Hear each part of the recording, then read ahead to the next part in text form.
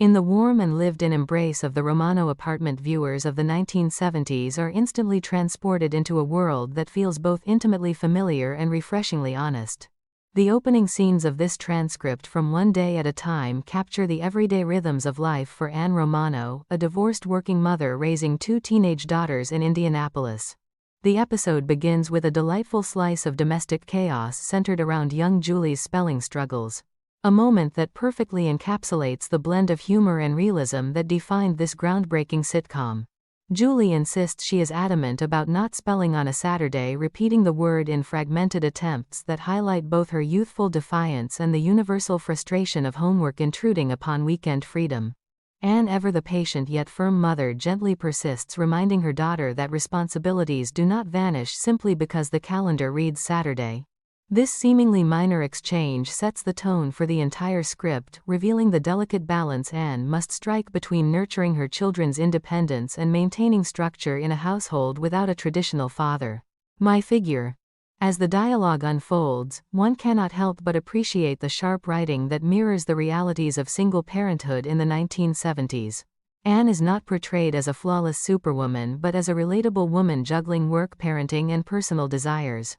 When Julie complains about the interruption of a phone call, the scene spirals into comedic territory with mistaken identities, and Julie's elaborate schemes to juggle potential dates with Pete, Eddie, and the mysterious Lou.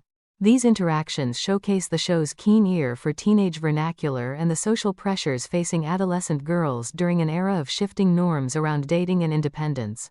Anne's attempts to mediate, coupled with her own exhaustion after a long workday, paint a vivid portrait of a mother who is both confidant and authority figure, often caught in the crossfire of her daughter's burgeoning social lives. The arrival of Schneider, the building superintendent, injects a burst of physical comedy that became one of the series' signature elements.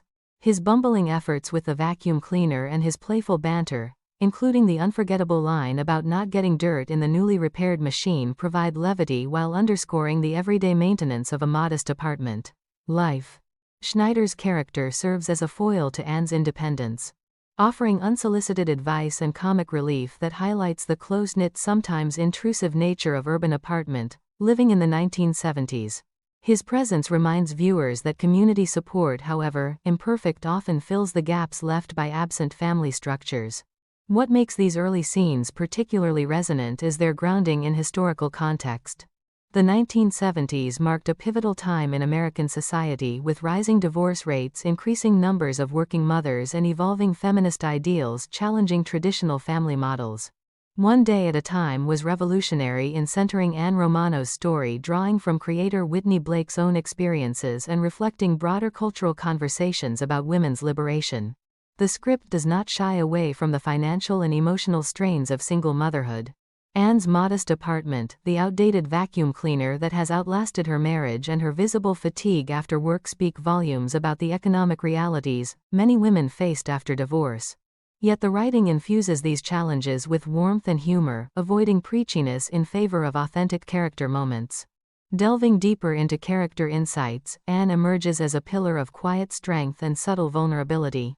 Her interactions with Julie reveal a mother who is attuned to her daughter's need for self-expression while gently steering her toward responsibility. The spelling bee drama, though light-hearted, touches on themes of education and aspiration, hinting at the broader ambitions Anne holds for her daughters amid limited resources. Barbara, though less prominent in these opening segments, is introduced as the more level-headed sibling, providing a counterbalance to Julie's dramatic flair. Together, the Romano women form a dynamic trio whose chemistry drives the narrative forward with natural dialogue that feels overheard rather than scripted. Thematically, this part of the script explores the daily grind of single motherhood with remarkable sensitivity. Anne's life is depicted not as a tragedy but as a series of manageable, often humorous battles. From coordinating phone calls and dates to managing household repairs and work demands, she embodies the emerging archetype of the liberated woman who is carving out her own path. The 1970s backdrop, with its cultural shifts toward greater female autonomy, is woven seamlessly into the fabric of the story. References to dating, work, and family obligations reflect the era's tensions between traditional expectations and modern realities. The show's gentle satire shines through in moments where Anne navigates societal judgments while prioritizing her children's well-being and her own sanity. Scene by scene, the writing excels in its timing and delivery. The rapid-fire exchange over the dictionary and the dictionary lookup dilemma showcases the comedic potential of everyday misunderstandings. Julie's casual dismissal of her appearance for a date, contrasted with Anne's observations, adds layers of generational humor. Schneider's entrance with his hat-in-sleeve quip and vacuum cleaner antics provides a perfect beat of physical comedy that relieves the mounting domestic tension. These elements combine to create a rich tapestry of relatable moments that invite viewers to laugh with recognition while appreciating the underlying emotional truths. Furthermore, the performances implied by the transcript suggest actors who fully inhabited their roles. Bonnie Franklin as Anne brings a blend of warmth, exasperation, and resilience that made her portrayal iconic.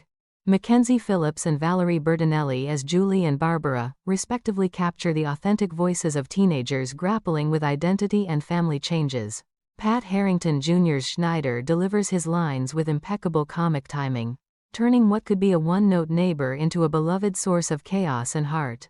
The dialogue flows with a rhythm that mirrors real conversation, complete with interruptions, overlapping speech, and affectionate jabs that strengthen family bonds even in conflict. As the script transitions toward the arrival of Grandpa Romano, these foundational scenes establish the emotional core of the series. They celebrate the small victories and quiet struggles of a working single mother, offering audiences in the 1970s and beyond a mirror to their own lives. The charm lies in the authenticity, no grand gestures or easy resolutions, but rather the persistent day-to-day navigation of love, responsibility, and self-discovery. This opening segment masterfully sets up the larger conflicts to come, inviting viewers to settle in and appreciate the nuanced portrayal of a family in flux during a transformative decade in American history.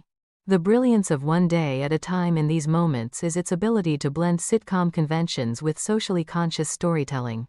By focusing on the Romano apartment as a microcosm of larger societal changes, the writers craft episodes that entertain while subtly educating. The spelling drama, the phone call mix-ups, and Schneider's interruptions are not mere filler but essential threads in the larger narrative of resilience and growth. Anne's quiet determination to make Saturdays productive, even as she supports her daughter's budding social life, exemplifies the multifaceted role of the single mother who must be provider, disciplinarian, friend, and role model all at once. In appreciating the historical context, one recognizes how radical it was for a primetime comedy in the 1970s to center a divorced woman's perspective without reducing her story to melodrama. The script treats Anne's choices with respect, highlighting her efforts to create a stable yet vibrant home environment. The apartment itself, with its well-worn furnishings and frequent visitors, becomes a character in its own right, symbolizing both the constraints and the freedoms of independent living. Through rich dialogue and carefully observed behaviors, the episode reminds us that family life, even in its messiest form, holds profound beauty and enduring strength.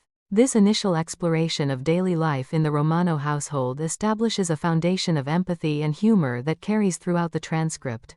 It is a testament to the show's enduring appeal that such ordinary moments continue to resonate decades later, offering comfort and laughter to new generations discovering the series.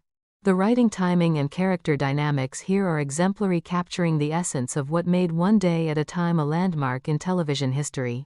Its heartfelt commitment to portraying real women and families with dignity, wit, and unflinching honesty.